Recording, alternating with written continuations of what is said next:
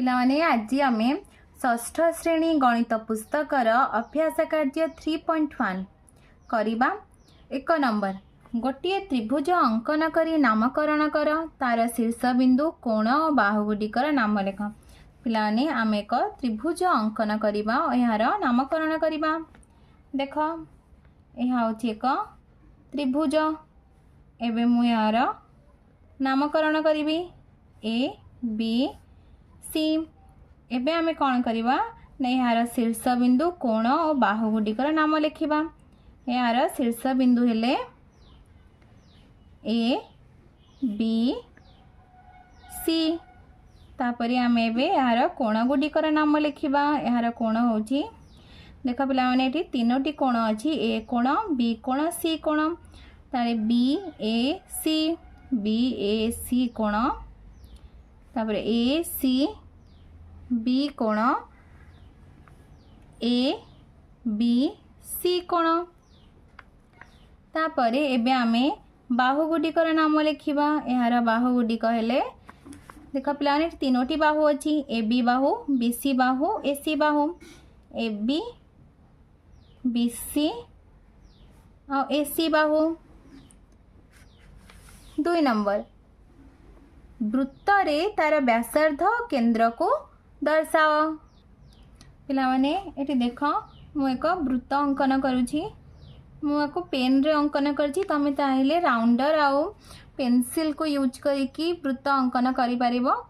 तो पिला देख एटी यह होछि एक वृत्त। वृत्तर जेउठारे आमे राउंडर रो मुन को कंपास रो मुन को रखिकी वृत्त अंकन करताओ ताको वृत्तर केंद्र कहा जाए। ताले यार ना दे दोछि मु ए। तापर देख वृत्तर केंद्र ठारू आम गोटे गार टाणीबा जहाँ वृत्त को स्पर्श करिवो से होछि तार यह होछि वृत्तर व्यासार्ध। ताले एठी लिखिबा आमे वृत्तर केंद्र समान ए, तापर वृत्तर व्यासार्ध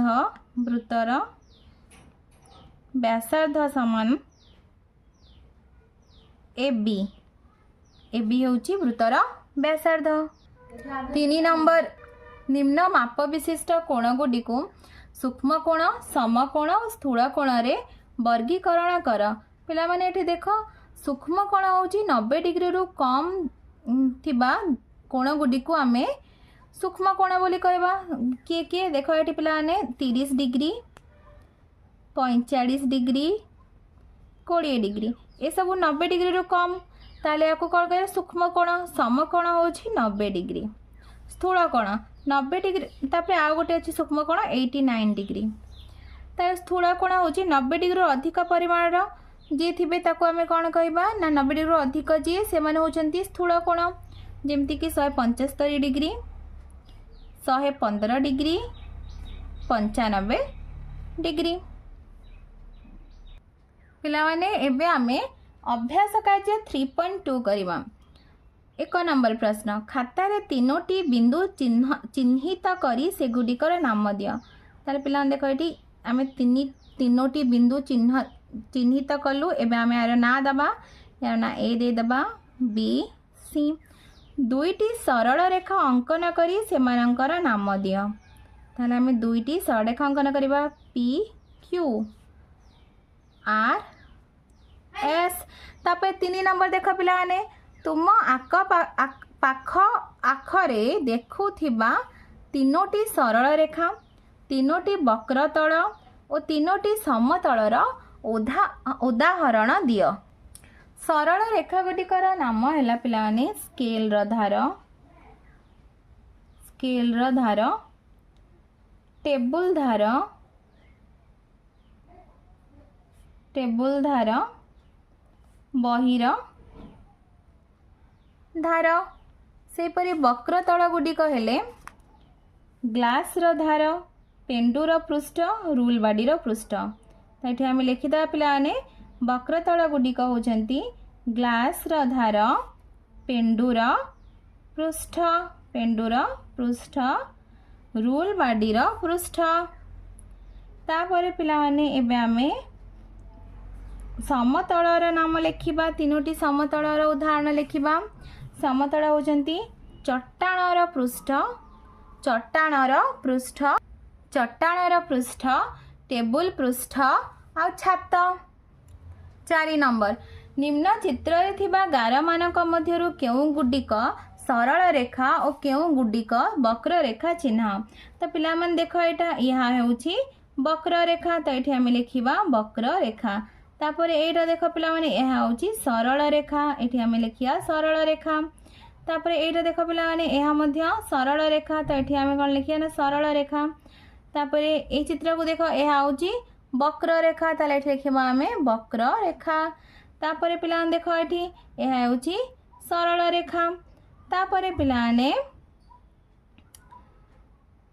5 नंबर देख तुम खाता रे गोटे बिंदु चिन्हित कर और ता मध्य देई 7टी सरल रेखा अंकन कर। सेही बिंदु देई आउ केतोटी सरल रेखा अंकन करि पारिबो।